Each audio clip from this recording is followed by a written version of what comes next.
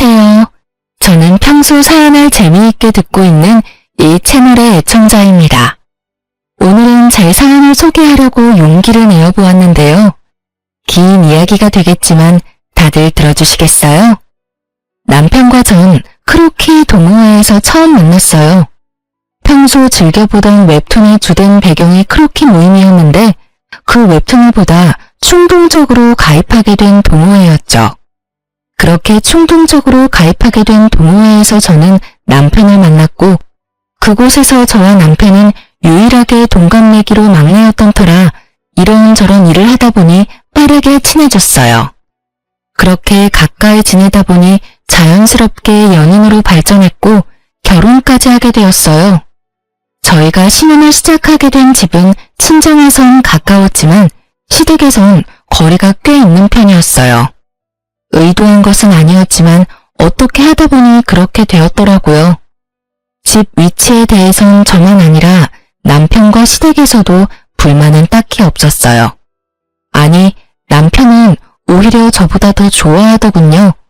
그 이유는 바로 친정엄마의 반찬들 때문이었어요. 엄마의 음식 솜씨가 워낙 좋았는데 친정이 가까우니 엄마가 반찬 조공을 해주셨고 그 반찬들을 저보다 남편이 더 좋아했어요. 전 그 덕분에 좀 더 수월한 결혼 생각을 할 수 있었죠. 그러던 어느 날 어머님께서 갑작스럽게 집으로 찾아오셨더라고요. 저녁때가 다 되어 갑작스럽게 들이닥친 어머님의 방문이 당황스럽고 달갑진 않았지만 결혼하고 한 번도 집으로 초대하지 못했던 터라 괜히 죄송한 마음도 들어 잘 대접해드렸어요. 퇴근 후 옷도 갈아입지 못하고 어머님을 맞이했던 상황이라 새로운 요리 같은 건 해내지 못했지만 마침 엄마가 전날 주고 간 반찬들로 어머님의 밥상을 차려드렸어요. 어머님께서도 꽤 만족스러우신지 쩝쩝 소리를 내며 맛있게도 드시더라고요. 아가, 이 반찬들 네가 만든 거니? 정말 맛있구나. 아, 아니요. 사실은 그거 전부 친정에서 보내주신 것들이에요. 아시다시피 제가 집에 도착하자마자 어머님이 오셔서 따로 식사를 준비할 시간이 없어서 급하게 차리느라 있던 반찬들을 내놨어요. 그래? 사돈 솜씨가 대단하시네. 간도 딱 맞고. 나물들도 어쩜 이렇게 아삭아삭하니? 혹시 남은 반찬들 좀 있니? 아, 김치는? 김치도 담가주셨어? 남은 반찬들하고 김치가 있긴 한데 더 드릴까요? 모자라세요? 아니, 모자란 게 아니라 좀 싸가려고 그랬는데 남아있다니 다행이다. 내가 갈 때 좀 싸주렴. 김치도 있는 대로 다 싸주고 아니다, 통째로 다 주려무나. 집에 가서 옮겨 담기도 귀찮아. 고맙다, 아가. 덕분에 며칠 먹거리는 잊었구나. 황당했어요. 대부분은 시댁이나 친정에서 음식을 얻어오거나 보내주시던데 어머님은 오히려 냉장고 구석에 있는 반찬과 김치까지 싹 다 쓸어가시니 뭐라 할 말이 없더라고요. 그래도 맛없다고 핀잔을 준 것도 아니고 정말 입맛에 맞으셔서 다 싸가신 거니 그러려니 하고 넘기려고 했어요. 하지만 어머님은 기어코 저의 잠자던 코털을 건드리고야 마시더라고요. 어머님이 냉장고를 싹 비워가시고 난 후 며칠 흐른 어느 날 점심시간에 직원 식당에서 밥을 먹고 있는데 어머님께 전화가 오더라고요. 처음엔 평범한 안부로 시작된 통화 내용이 점점 본색을 드러내기 시작했어요. 그 본색이 참 과감이더군요. 아가, 내가 사실은 부탁이 있어서 전화했어. 네? 부탁이요? 어머님 무슨 일 있으세요? 말씀해보세요. 그게 다름이 아니라 사돈께 반찬 좀 많이 해달라고 해서 나도 좀 보내주면 안 되겠니? 사돈 음식 먹다가 내가 한 거 먹으려니까 도저히 맛이 없어서 안 되겠더라고. 괜히 입맛만 높아져서 요즘 내가 밥을 잘 못 먹고 있어. 아, 그러니까 저희 엄마한테 반찬 좀 만들어달라는 말씀이네요? 그래, 하는 김에 좀 많이 만들면 되잖니. 가져다 주거나 퀵으로 보내기가 정 그러면 내가 가지러 갈 수도 있으니 너 편한 대로 하렴. 헛웃음이 나더군요. 결혼 결혼한 지 2달도 채 되지 않은 시점에서 내가 이런 소리를 들으려고 결혼했나 싶더군요. 그까짓 반찬, 시댁과의 평화를 위해 좀 주면 어때? 라고 생각할 수도 있었겠지만 저는 전혀 그렇게 생각되지 않더군요. 처음엔 반찬으로 시작해 끝은 무엇으로 끝이 날지 누가 알겠어요. 그리고 다들 아시다시피 반찬 만드는 게 보통 힘든 일이 아니잖아요. 그런데 어쩜 이리도 뻔뻔하게 이런 말씀을 하실 수가 있는지 제 상식에선 이해가 되지 않더라고요. 그래서 전 조금은 냉정하게 들릴 수 있겠지만 단호하게 잘라내야겠다고 생각했어요. 어머님, 이건 어떻게 이동하느냐의 문제가 아니에요. 저도 저희 친정에서 반찬 그냥 받아오는 거 아니고요. 다만 얼마씩이라도 성의 표시는 하고 받아오고 있어요. 어머님도 알다시피 반찬 만드는 게 보통 일은 아니니까요. 제가 저희 엄마한테 부탁은 드려볼 건데 가능하다고 하시면 그냥은 안 되고요. 어머님도 일정 금액 주시면 돼요. 어머 얘, 그까지 반찬 몇 가지 가지고 치사하게 무슨 돈을 내놓으라고 그러니? 그냥 내가 해먹고 말지. 됐다 됐어. 저의 예상대로 어머님은 더럽고 치사하다고 하며 전화를 끊어버리더군요. 끊어진 전화기를 보며 이쯤 하면 다신 이런 이야기는 꺼내지 않겠지 하고 생각하는 찰나 어머님께 또 전화가 오더라고요. 예, 근데 얼마 주니? 네? 갑자기 그게 무슨 말이세요? 그러니까 사돈한테 반찬값으로 얼마 주느냐고. 딱 정해진 게 아니라서 얼마라고 말씀드리기가 애매하네요. 그냥 반찬 집보단 덜 드리고 있어요. 그래? 그러면 그거 내가 해주마. 내가 일주일에 한 번씩 반찬 해놓을 테니 가지고 가렴. 난 사돈한테 주는 것보단 조금 덜 받을 테니 어때? 좋은 생각 같지 않니? 괜찮기는 전혀 괜찮지 않았어요. 남편이 친정엄마의 요리를 왜 잘 먹겠어요? 어머님은 요리를 정말 기가 막히게 못해도 너무 못한다는 것을 다 알고 있는데 제가 미쳤다고 돈까지 주고 그 맛없는 걸 받으러 시댁까지 가는 그런 헛짓을 할 리가 없었죠. 전 다시 한번 단호하게 말씀을 드렸습니다. 아니에요 어머님, 남편도 친정엄마 음식 좋아해서 그냥 지금처럼 친정에서 받아 먹을게요. 그러면 저 일이 바빠서 이만 끊을게요. 죄송해요 어머님. 전 단칼에 거절하고 전화를 끊어버렸고 그날 저녁 남편과 밥을 먹으며 어머님과 있었던 일을 말해주었어요. 그러자 남편은 허허 웃으며 이상한 해결책을 제시하더라고요. 아참, 여보, 오늘 어머님께 전화가 왔는데 우리 엄마한테 말해서 반찬을 좀 많이 해서 좀 나눠달라고 하시더라. 그래? 엄마가 생각해도 본인 음식보다 더 맛있었나 보네. 아, 진짜 우리 엄마는 요리를 못해도 너무 못해. 하여튼 그래서 뭐라고 했는데? 안 된다고 하지. 장모님도 힘드시잖아. 딱 잘라서 안 된다고 어떻게 그래. 그래서 우리도 수고비 드리면서 받아오는 거라고. 어머님도 정 드시고 싶으시면 수고비 부담하시라고 했지. 그러니까 치사하다 하시면서 전화 끊으시더라고. 잘했어. 사실 우리 먹거리 해주시는 것만 해도 죄송한 일인데 우리 집까지 부탁드리는 건 좀 아니지. 당신도 곤란했겠네. 진짜 곤란한 건 그 다음부터였지. 왜? 또 무슨 일 있었어? 그러고 바로 어머님께 또 전화가 왔는데 글쎄 하시는 말씀이 그래서 우리 엄마한테 반찬값 얼마나 주냐고 물으시더니 어머님께서 일주일에 한 번 반찬해 줄 테니까 그 돈 어머님 달라고 하시더라. 당신 생각은 어때? 완전 싫지. 우리 엄마 요리 진짜 못한다고 했었잖아. 당신도 안 된다고 했지? 당신 핑계대면서 안 된다고 했어. 그래, 잘했어. 그나저나 엄마가 왜 그러시지? 그러게 나도 이해가 안 된다라니까 라며 맞장구를 치려는 순간 남편의 입에선 이해 못할 말들이 흘러나오더라고요. 아, 용돈이 부족하신가 본데? 맞지? 맞지? 용돈 좀 올려드려야겠어. 뭐? 여기서 갑자기 용돈 이야기가 왜 나와? 그렇잖아. 우리 엄마 요리에 취미 없으신 분인데 반찬까지 해준다는 건 뭐겠어? 돈이 필요하단 말이잖아. 그래서 용돈을 올려드린다고? 장모님께도 용돈 받고 반찬값 더 드리고 있잖아.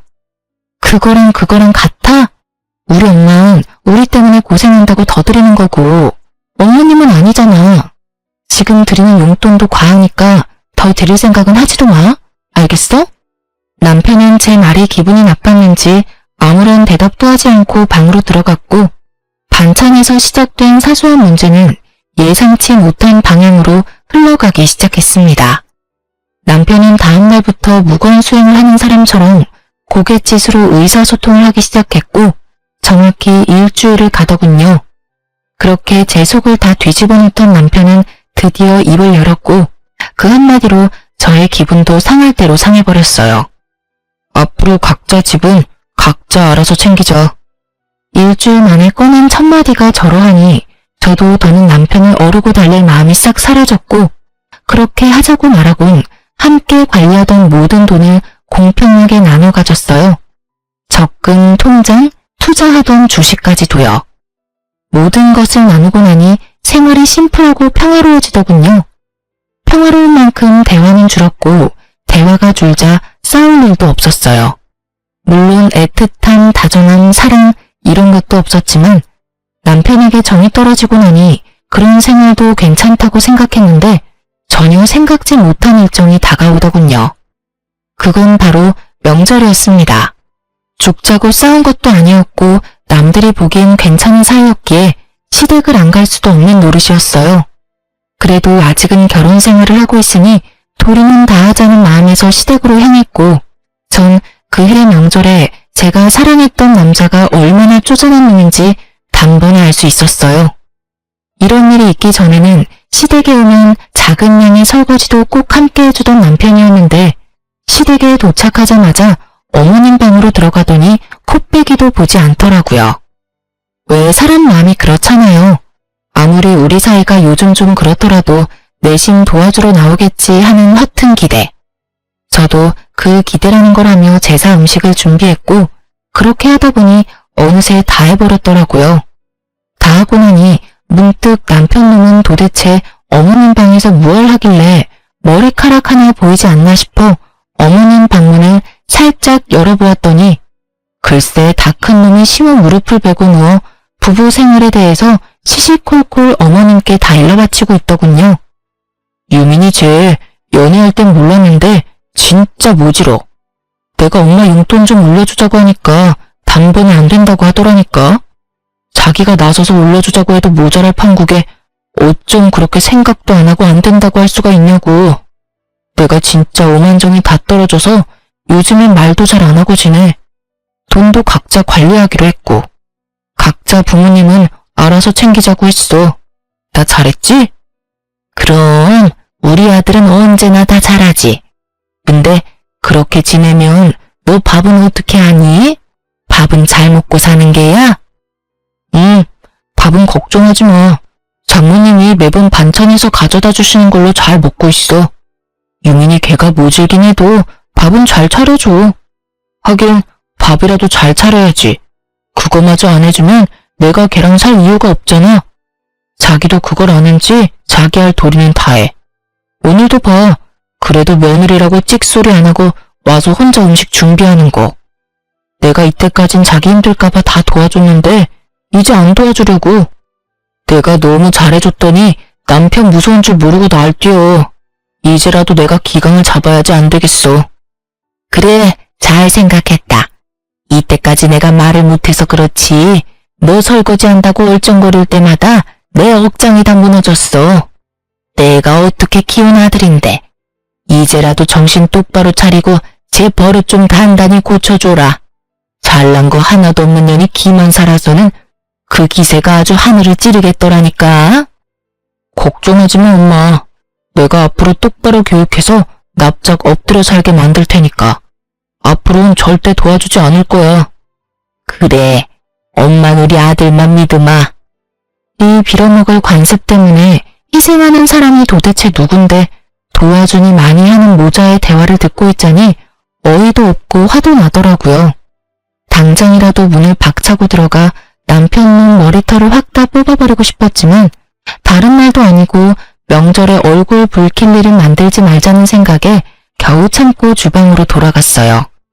오늘만 참으면 제 세상이 다시 열릴 테니까요.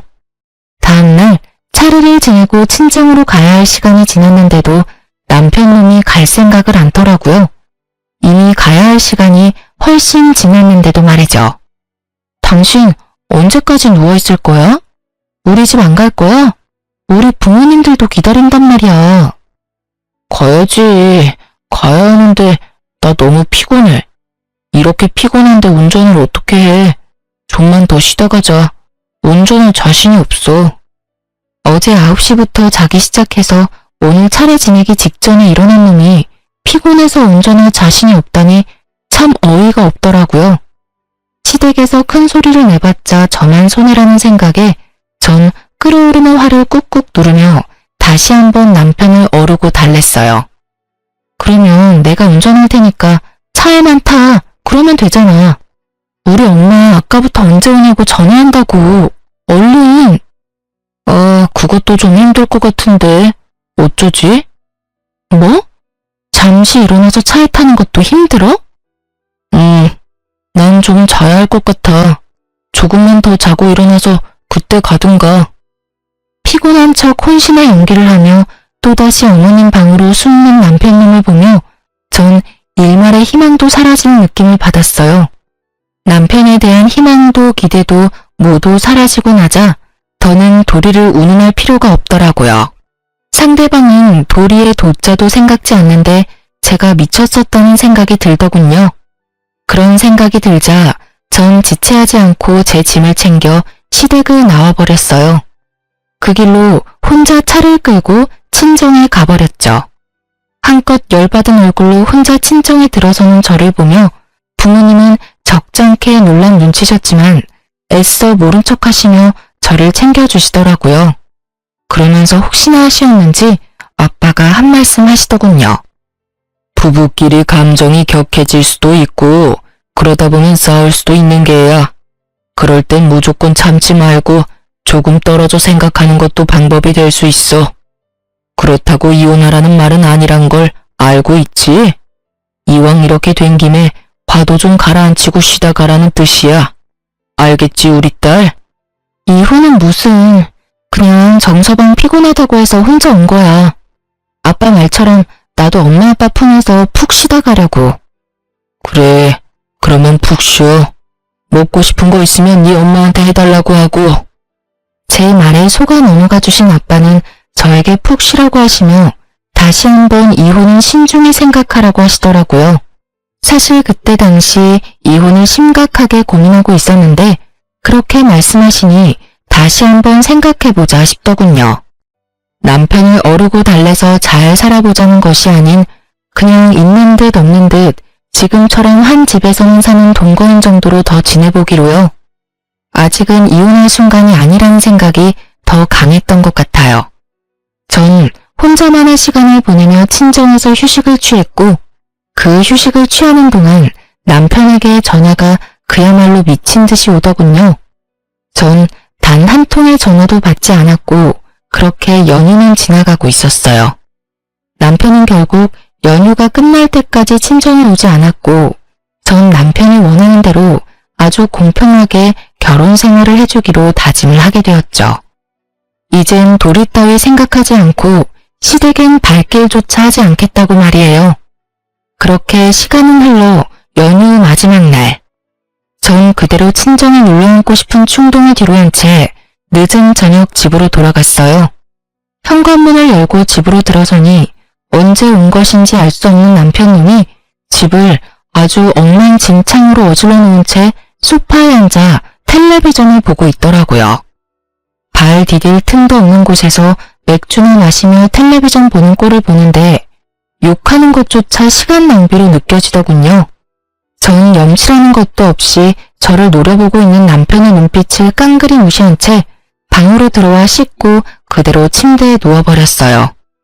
예상을 벗어난 제 행동에 남편은 적잖게 당황했는지 구시렁거리며 거실을 치우는 소리가 들려오더라고요. 그랬겠죠.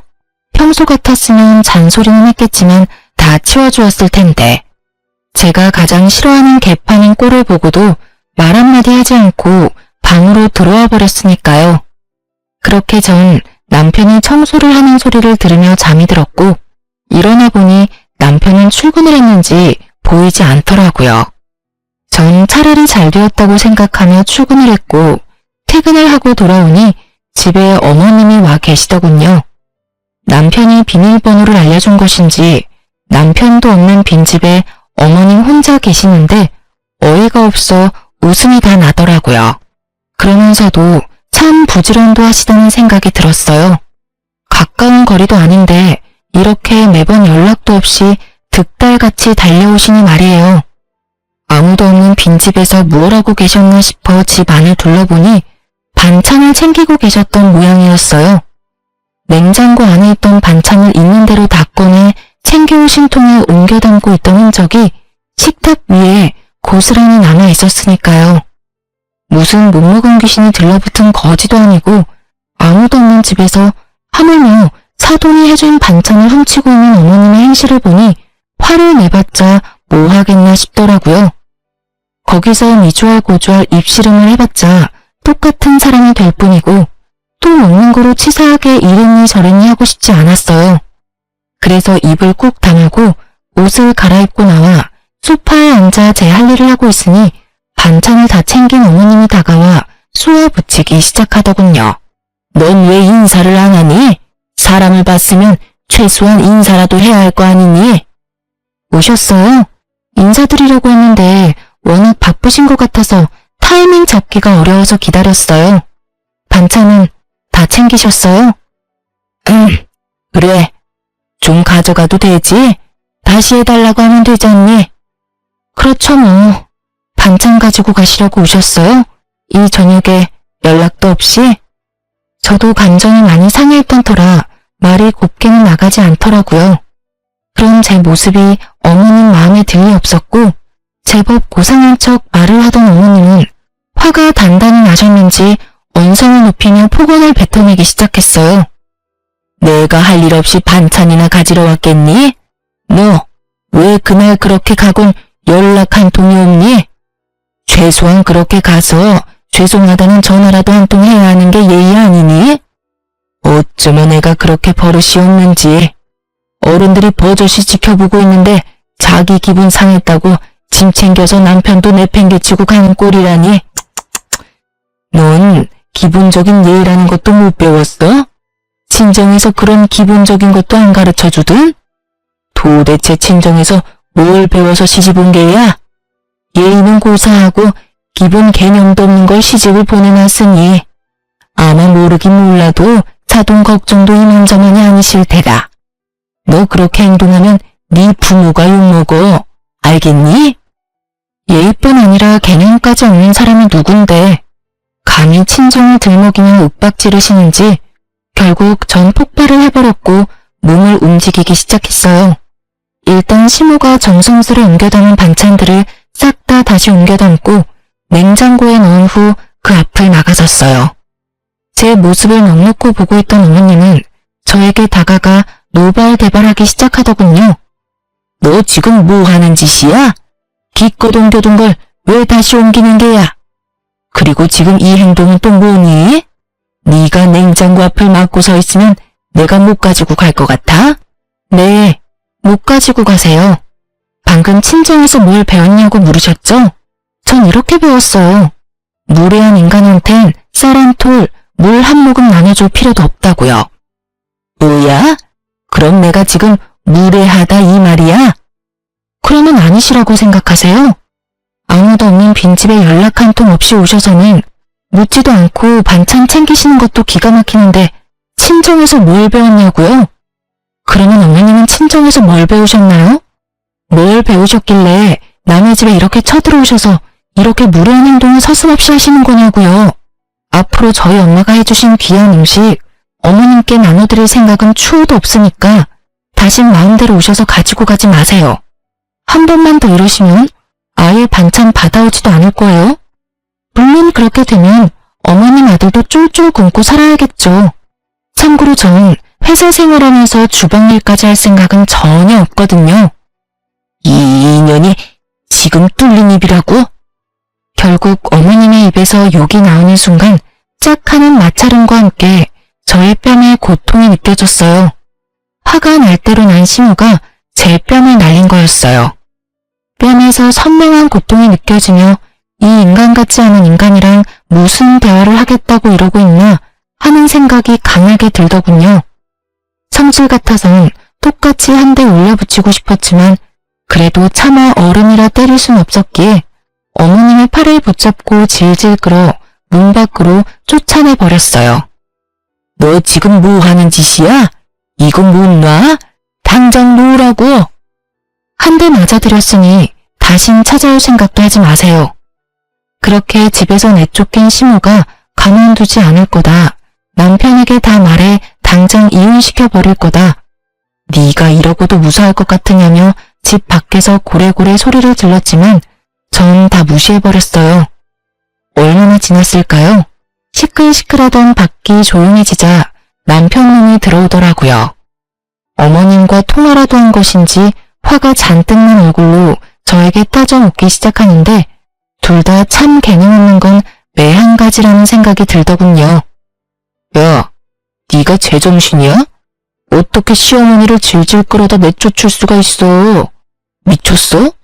미치지 않고서 어떻게 그딴 짓을 해? 고래고래 소리를 지르는데 순간 어머님의 모습이 떠오르며 전 남편 뺨을 때려버렸어요. 순식간에 일어난 상황에 아무런 방어도 하지 못한 채 뺨을 맞아버린 남편은 어리둥절한 얼굴로 저를 바라보더라고요. 그렇게 볼 필요 없어. 들었는지 모르겠지만 내가 당신 엄마한테 한 대 맞았거든? 차마 어른은 때릴 수 없는 노릇이니 어쩌겠어. 아들인 당신이 대신 맞아줘야 하지 않겠어? 뭐라고? 그리고 앞으로는 2번 다신 시댁에 발걸음하는 일 따윈 없을 테니 그런 줄 알아. 어머님이 이렇게 나오시는 이상 앞으로는 당신의 식구들하고 얼굴 맞대고 살 일은 없을 거란 말이니 똑똑히 기억해줬으면 좋겠어.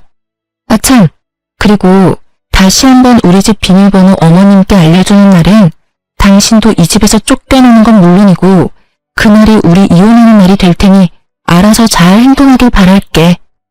제가 그렇게 말하자 남편은 절 경멸한다는 눈빛으로 쳐다보더라고요.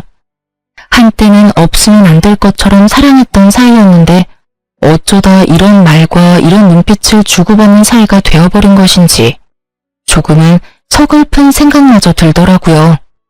그날 이후 다행스럽게도 어머님은 찾아오시거나 연락하시는 일은 없었지만 남편과의 관계는 되돌릴 수 없는 사이가 되어버렸어요. 한 집에 살며 눈도 마주치지 않았고 함께한 식탁에 앉는 일도 전혀 없었으니까요. 물론 상황이 그렇게 되니 전 친정을, 남편은 시댁을 챙기는 생활이 더욱 당연해졌고 전 오히려 더 좋더라고요. 사실 친정에서 받는 도움이 많은데도 불구하고 친정만 챙기려니 아무래도 남편이나 시댁 눈치가 보였는데 이젠 그런 눈치 따윈 보지 않고 마음 편히 친정을 챙길 수 있게 되었으니까요. 이런 저와는 달리 남편은 불만이 많아 보이더라고요. 뭐 자명한 일이었죠.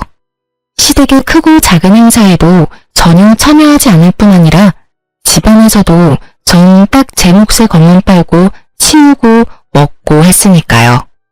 저에겐 손해볼 것이 하나 없는 생활이 이어지던 어느 날 어김없이 제사가 다가왔고 퇴근 후 전 당연히 시댁으로 가지 않고 집으로 돌아왔어요.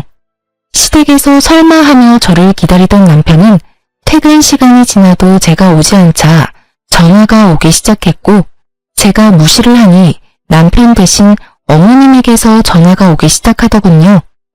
그마저도 무시하자 번갈아 가면서 전화가 오기 시작하는데 그 시간에 제사 준비나 하지 하는 생각이 들더라고요. 그렇게 끊기지 않고 울리는 전화기를 식탁에 올려두고 집안일을 하는데 친정 엄마가 집으로 오셨어요. 마침 근처에 볼 일이 있었는데 오신 김에 반찬을 두고 가려고 오셨다고 하시더라고요. 그렇게 바리바리 싸서 오신 엄마는 딸이 힘들까봐 차곡차곡 냉장고에 다 정리해서 넣어주시고 전 그런 엄마를 보는데 왜인지 눈물이 왈칵 쏟아져 급히 화장실로 들어가 마음을 진정시키고 나오던 그때였어요. 엄마가 제 휴대전화로 통화를 하고 계셨는데, 아니, 정확히는 엄마는 아무 말도 하지 않으시고 듣고만 계셨고, 상대방이 일방적으로 쏘아붙이기 시작하는데, 굳이 묻지 않아도 누구인지 단번에 알 수 있겠더군요. 얼마나 소리를 질러대는지 그 목소리가 크게 울리고 있었으니까요. 심오는 전화를 받은 엄마가 당연히 저일 거란 착각을 하고 욕설을 내뱉기 시작했고, 한번 시작한 말은 굳이 엄마에게까지 알리고 싶지 않았던 사실을 알리고야 말았어요. 여보세요? 여보세요? 여보세요라는 말이 나오니 지금? 너 진짜 제정신이 아니구나. 어떻게 며느리가 돼서 한 집안의 제사를 무시할 수가 있어? 내가 이 날 이때까지 살면서 너같이 되먹지 못한 년은 보지를 못했다. 도대체 넌 뭘 믿고 이렇게 막 나가는 게야? 그때 한 대 맞은 걸로는 정신을 못 차리겠든? 아예 그 머리털을 다 뽑아놔야 정신을 차릴 것이야. 내가 당장 가서 그 머리털 다 뽑아놓기 전에 얼른 와서 제사 준비해. 정말 딱 이렇게 말하고선 전화를 끊어버리셨고, 엄마는 큰 충격에 빠지셨죠. 딸이 시댁에서 이런 취급을 받고 있는 것도 기가 막히는데, 맞았다는 사실까지 알게 되었으니 어떤 말을 꺼내야 할지도 막막하더라고요.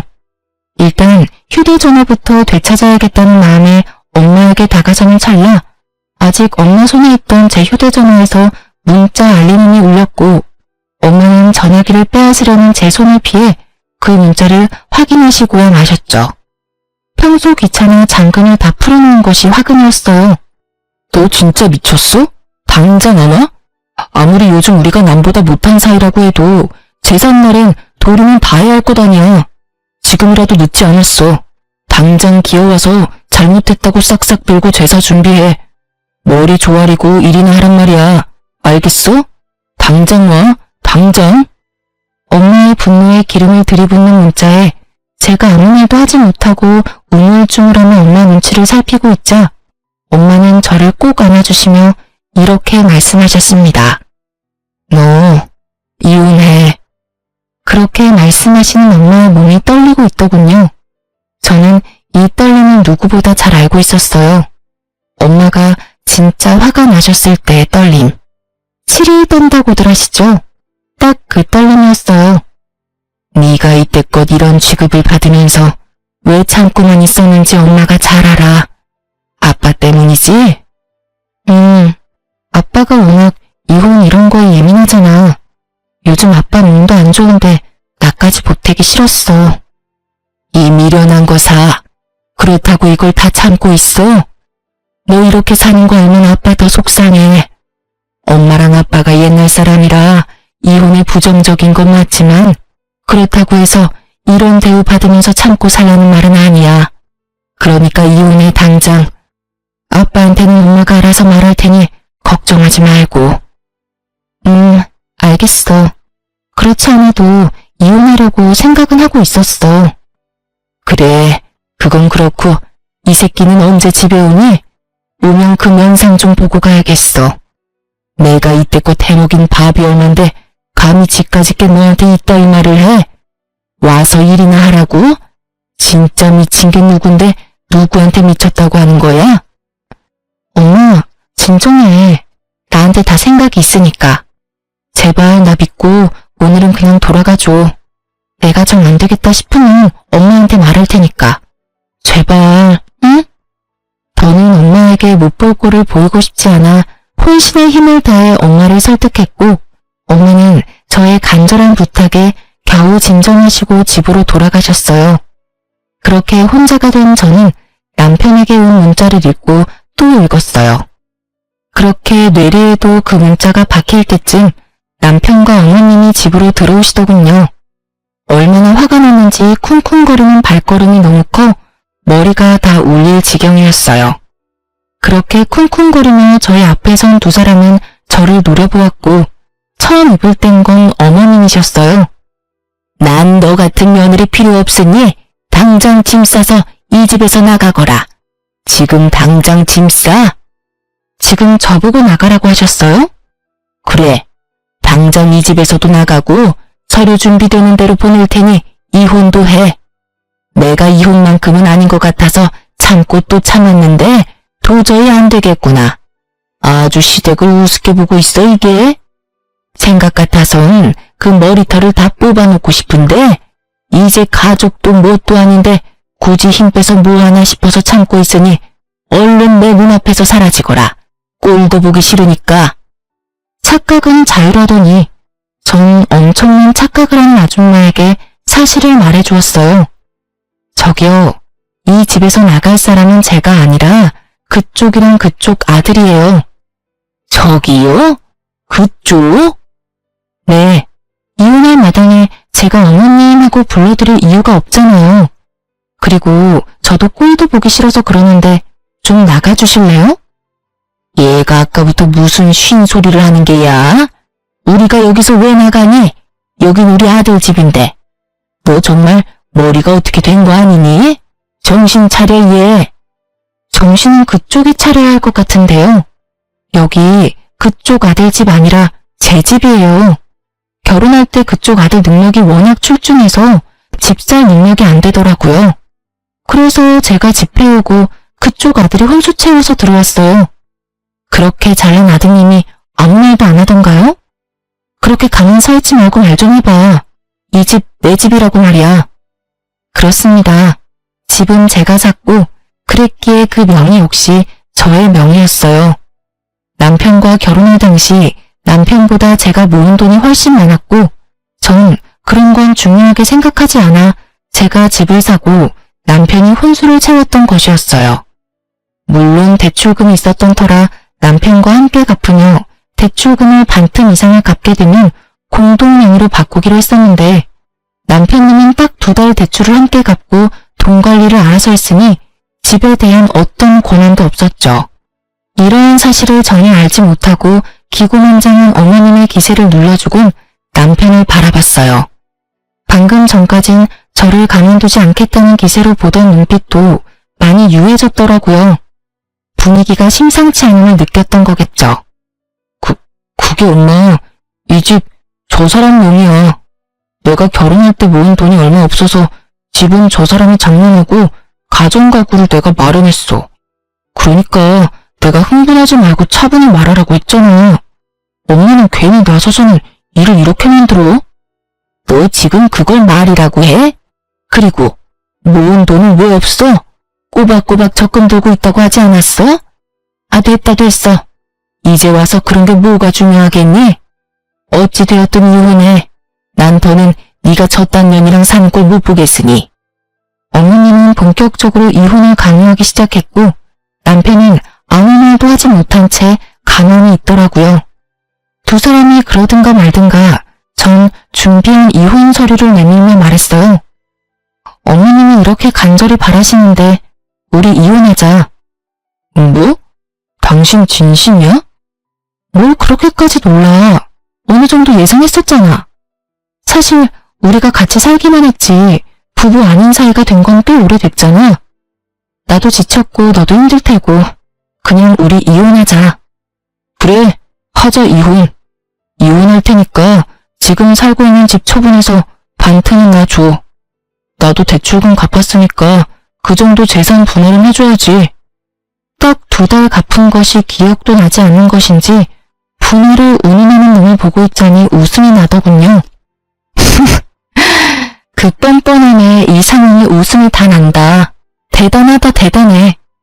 네가 혹시나 이렇게 나올까봐 내가 좀 알아봤는데 고작 2달 대출금 함께 갚았다고 해서 재산을 분할해줄 필요가 없다고 하더라고. 오히려 네가 나한테 위자료라는 걸 줘야 한다고 하던데. 내가 왜 위자료를 내놔야 해? 내가 뭘 잘못했다고? 잘 생각해봐. 나한테 잘못한 게 한둘이 아닐 텐데. 잘 생각해도 내가 잘못한 게 전혀 없는데? 뭐 우리 엄마가 시집살이 시킨 거? 그 정도는 기본 아니야? 다들 그 정도 시집살이는 다 하고 살아. 그리고 증거 있어? 우리 엄마가 너 괴롭혔다는 증거가 있냐고. 증거? 증거 충분하지. 네가 나한테 욕한 것도 문자로 고스란히 남아있고 네 엄마가 나한테 막말한 통화도 다 녹음돼 있어. 우리가 참 편리한 세상에서 살고 있어서 자동 녹음이라는 게 되거든. 이것저것 증거가 나한텐 참 많은데 그중 최고의 증거가 여기 있지. 딱 제가 예상했던 대로 남편놈은 노발대발하며 저에게 따져묻기 시작했고 전 꽤 오래 준비했던 사진들을 남편에게 던져주었어요. 남편과 어머니는 바닥에 흩날리는 사진들을 보며 입을 다물었고 전 그런 두 사람을 바라보며 말했어요. 할 말이 없지? 그래, 너도 사람이면 할 말이 없어야지. 너 꼴에 바람도 피우고 있더라? 네, 맞아요. 이놈이 저 몰래 바람까지 피우고 있었어요. 전 이 사실을 진작 알고 있었어요. 남편은 저희가 처음 만났던 크로키 동호회에 계속 나가고 있었는데 간도 크게 거기에서 바람을 피우고 있더라고요. 당연히 그 동호회엔 저와 친한 사람들도 있었기에 남편의 외도 소식은 제 귀에도 들려왔고 제가 믿지 않자 사진까지 보내주어서 모든 사실을 알게 되었죠. 결과적으로는 그 사진들이 증거로 쓰이게 되었고요. 처음 그 사실을 안 게 저희가 본격적으로 말을 하지 않고 있을 때였어요. 정말 배신감에 치가 다 떨리더군요. 당장이라도 이혼을 하고 싶었지만 중간에 나왔듯이 부모님께서 받으실 충격이 걱정돼 미련스럽게 참아왔던 것이었어요.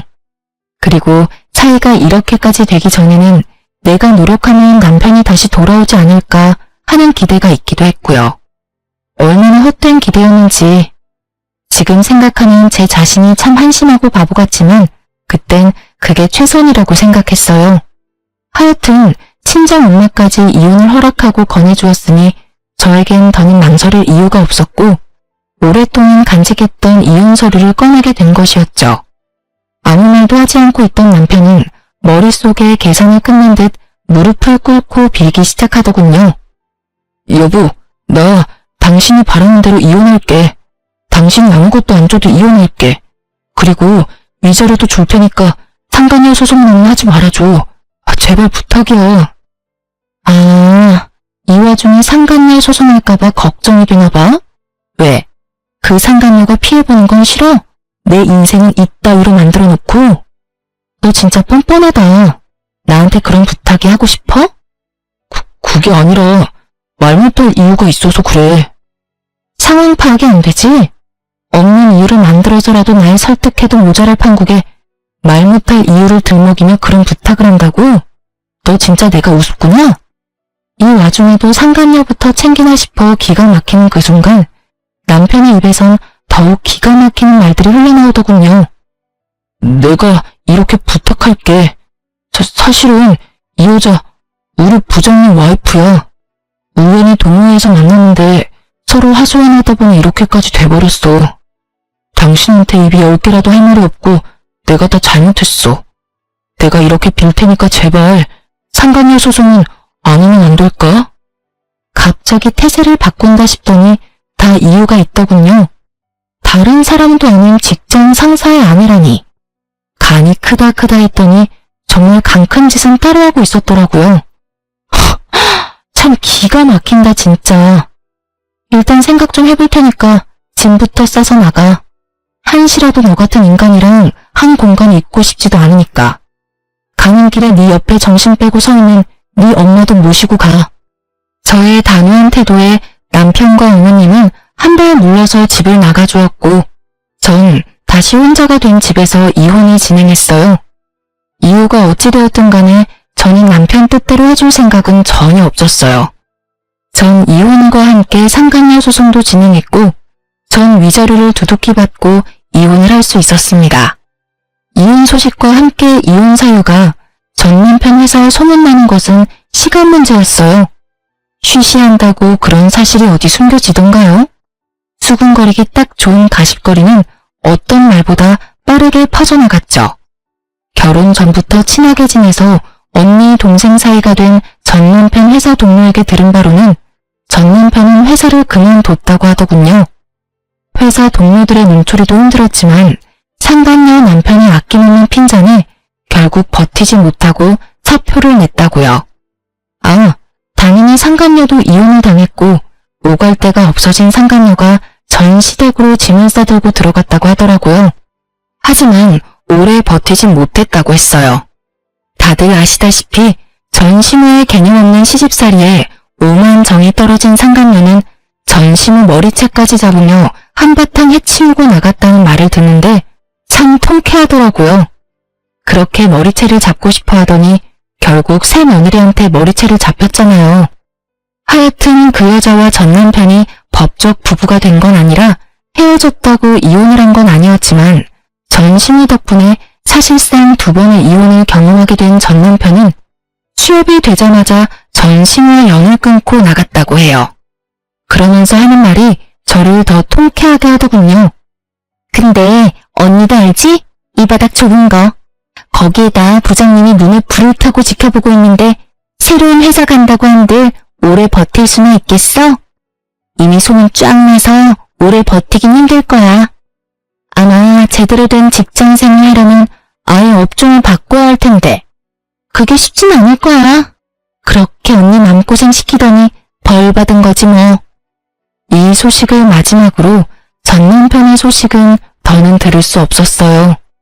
저도 더는 전 남편 소식을 전하지 않아도 된다고 하기도 했고 그 동생도 더는 전 남편의 소식이 들리지 않는다고 하더라고요. 그렇게 1년 조금 넘은 결혼 생활이 끝이 났네요. 전 여전히 회사 생활을 잘하며 잘 지내고 있어요. 결혼 생활이 짧았던 것에 비해 워낙 끔찍했던 터라 이제 제 인생에 남자는 없다고 생각했었는데 시간이 흐르니 그 생각도 달라지더라고요. 현재 전 1년 넘게 만난 남자친구가 있어요. 지금 만나는 남자친구는 직장 동료인데요. 저의 이혼 사실을 알고도 저를 오래 기다려준 덕분에 만남을 시작하게 되었어요. 결혼을 전제로 진지하게 만남을 가지고 있긴 하지만 이 만남이 정말 결혼으로 이어질지 연애에서 끝이 날지는 아무도 모르는 일이겠죠? 결과가 어떻게 되든 전 앞으로 어떠한 이유가 있더라도 참으면 안 될 일에 참고 살진 않기로 결정했고 저를 좀 더 사랑해주며 살아가려고요. 제 인생에서 가장 중요한 것은 저이니까요. 이로써 저의 사연은 끝이 났네요. 저의 긴 사연 들어주셔서 감사합니다.